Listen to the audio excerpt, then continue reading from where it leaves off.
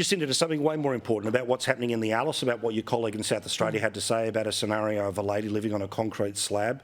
We know that I couldn't believe it yesterday, and I couldn't believe that it was a bigger story, but I'm somewhat unsurprised, given you know how this works, which is we're only apparently allowed to talk about Central Australia for X number of hours per year, and they were all used up earlier in the year. But there's Australia Post not even delivering to parts of Alice Springs because of increased violence at the moment. But about what your colleague said and about what you know about people living in sub-third world conditions. Yeah, that's exactly right. And what's really, atrocious is the fact there have been service providers that have known about this family situation for the last 2 years.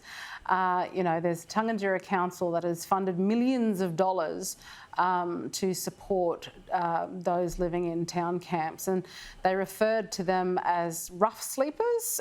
So they obviously didn't understand their circumstances.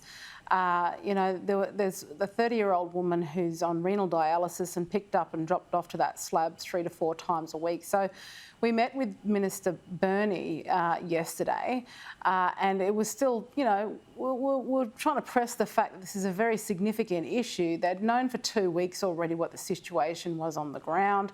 The agency said that they were offered some sort of transitional housing, but that's, according to those people on the slab, that wasn't in fact the case.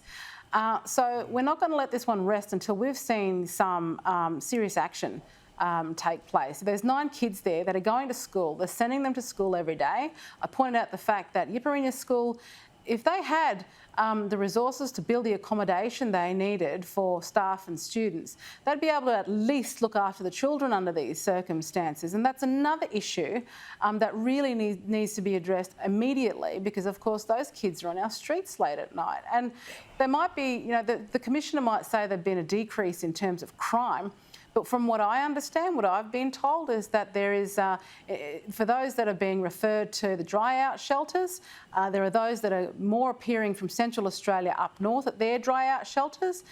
Police referrals have dropped, but hospital referrals have doubled. So that tells you a lot. So might be all wonderful statistics going on about crime, but I can tell you now that it's not a quick fix that's taken place, and the root of these issues is still not being addressed, and kids on our streets is not being addressed in any significant way either. Well, I mean, literally, this week they're not delivering the mail in parts of Alice Springs, all right? Stephen, as a former communications minister, that ain't a regular occurrence in Australia.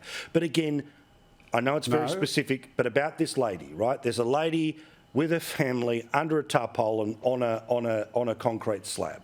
It is, and I hope that you don't mind me saying this, Jacinta, what a metaphor for the great difference between the high words that are said, the money that is pumped through, the endless institutions, and the abject failure of so much of that. That's where that lady is living.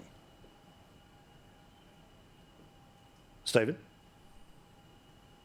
Yeah, look, I mean, that circumstance does sound very dire, and I would hope that, particularly now it's been highlighted, that some serious remedial action is taken and assistance is provided. Particularly disturbed when you hear that the agency claim they offered temporary accommodation and the individuals say, no, that's not true. So I think that needs to be addressed very quickly. And in terms of the Australia Post workers, well, their safety is important as well. And if they've got no-go zones, well, that's very disappointing. The situation in Alice Springs has been brewing a long time. I mean, Jacinta's made that point. And we need to address it. I mean, Jacinta herself was, I think you were on council there, so you've been watching this for a long time.